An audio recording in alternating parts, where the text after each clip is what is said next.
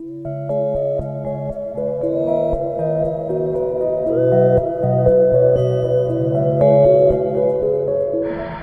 you think of road trips, you tend to think of America really, and you think of driving vast distances in a big gas-guzzling V8, which is all well and good and very enjoyable. I've done it a few times. This is certainly not a gas-guzzling V8. This is a different kind of car for a different kind of road trip.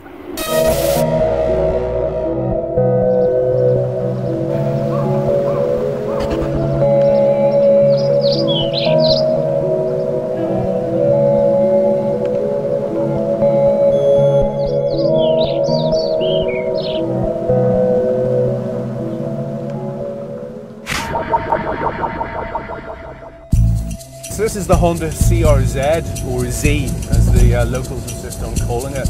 A sporty coupe that's a hybrid. It's the car that I guess car enthusiasts have been waiting for, rather than being made to drive a car that looks like a kind of little spaceship or a really boring looking hatchback.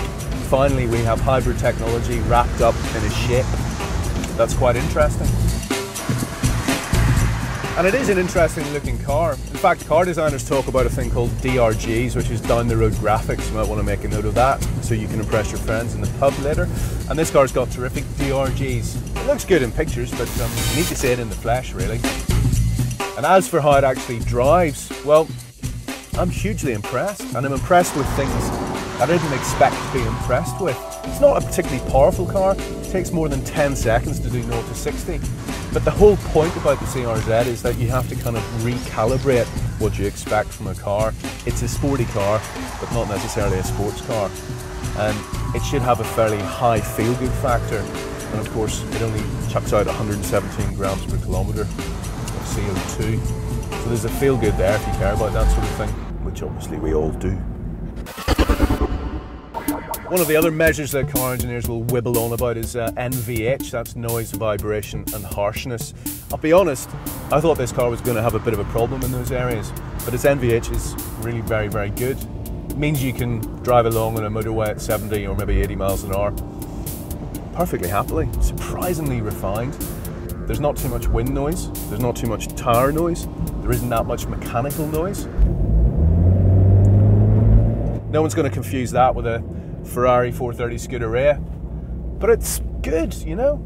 I tell you what, they do wonderful scenery in this country, but they also do traffic jams like you would not believe. I think new head-spinningly painful places of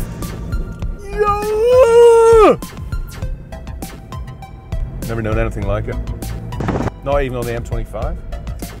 But you don't get this sort of stuff on the M25, do you? It doesn't look like this around Rickmansworth.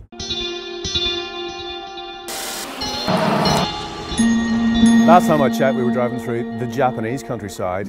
We're in a place called Kikikawa. Look what we find!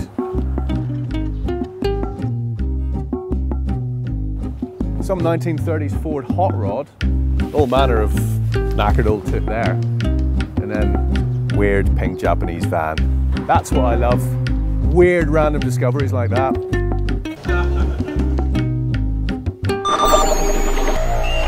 When you've been driving for as long as we have on this trip, we have been nailing it. So I've spent a lot of time in this car. It has become a second home. And never, at no point at all in the proceedings have I walked towards this car and thought, I really don't want to get in this thing again. You know, I'm comfortable in it. It just feels, has a kind of friendly quality to it. The central pod here has the rev counter around the outside and this kind of pulsing orb in the middle that projects your speed. If I go into economy mode, it changes colour. There's another thing you get when you get into a car that you haven't driven before, and all cars communicate this. It's just that sense of structure and solidity, a kind of integrity. And this car really has it, actually. Again, I didn't really expect that because the inside doesn't feel really solid enough. This has moved it on quite a few leagues. It's much better. It feels like a really well-resolved, solidly engineered little car. We must have done close to 2,000 kilometers driving in the last 3 or 4 days, it does turn heads, and it does kind of fit in this country. You see a lot of stuff over here that we don't get in Europe, and the CRZ does cut something of a dash.